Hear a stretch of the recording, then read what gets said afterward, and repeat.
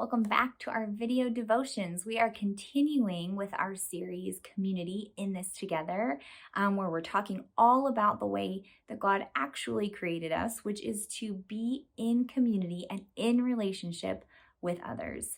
So today we are looking at 1 Peter chapter 2, verse 5. Let's read that together. Come and be his living stones, who are continually being assembled into a sanctuary for God. For now you serve as holy priests, offering up spiritual sacrifices that he readily accepts through Jesus Christ. Now, that scripture actually makes me a little bit uncomfortable. The reason being that it implies that I am actually not the center of the universe. What it is saying is I am not the cornerstone. I am a living stone, one of many. That goes against our human nature. That goes against everything that we, see in the movies. It's kind of thrown at us every single day, that we are actually the main character. We are the hero of the story, that the universe revolves around us, right? This scripture is saying that's actually not true. Very counterculture. We are actually just one part of many parts that make up something beautiful that Jesus is building. What is Jesus building? That scripture says a sanctuary for God. I had an image when I was reading this verse, one living stone off all by itself is just what? A rock, right? But a bunch of living stones that are assembled in a way that is something beautiful and intentional is what? A sanctuary for God. That is a very beautiful thing. The second part of that verse talks about spiritual sacrifices. It says, for now you serve as holy priests, offering up spiritual sacrifices that he readily accepts through Jesus Christ. What is a spiritual sacrifice? So back in the Old Testament, the Old Covenant pre-Jesus, we read about actual sacrifices, animal sacrifices that were required of the people to atone for their sins. But then Jesus came. He was the ultimate sacrifice. So now literal animal sacrifices are no longer needed. But what does sacrifice look like then for us? A good way to think about it is anything that costs me something. That's a sacrifice, right? And so looking at that in the context of this verse, what could a spiritual sacrifice look like? My encouragement for us today is to have that sacrifice be a laying down of the mindset or the desire to be the center of it all.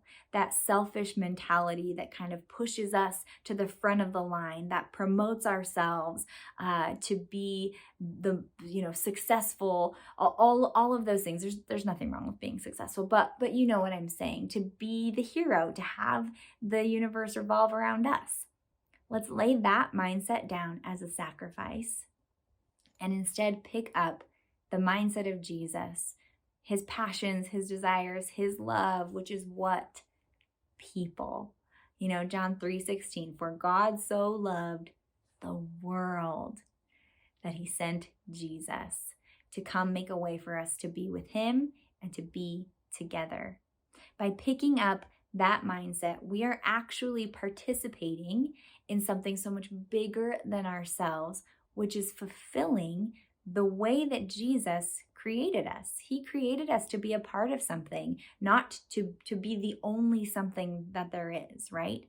We get to participate in the building of Jesus's church, of becoming a sanctuary for God, which is such a beautiful thing.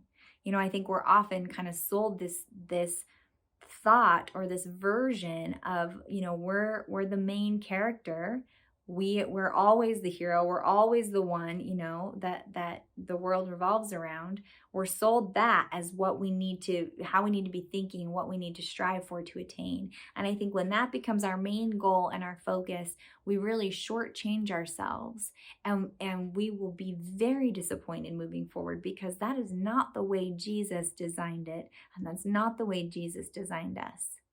He designed us to be a part of something bigger than ourselves. And it is a sacrifice to take up that mindset. It's not an easy thing. But once we do it, I think we'll find that we are so fulfilled in loving Jesus in that way and loving others in that way that it's actually a really beautiful thing to allow that old mindset to die and to pick up this new way, to be a part of something bigger. It is sacrifice, though. It doesn't come easily or naturally to us, at least not to me. It's hard to be other-minded. Just ask any 4-year-old kid, ask my 4-year-old kid. It's very easy. It's ingrained in us to just think me, what makes me comfortable, what makes me feel okay about everything. But to lay that down, to take on a little bit of discomfort and to be other-minded, to invest in other people around us, to celebrate the victories, to mourn the tragedy and the sorrows and the suffering that people are going through, but to do it together. That's the way Jesus designed it to be. And we will find such fulfillment when we participate in that. There's my encouragement for you today. I pray that you will join me in the spiritual sacrifice of laying our lives down and taking up the way of Jesus inside of community. I love you all. I hope you have a great rest of your day wherever you find yourself, and we'll see you next time.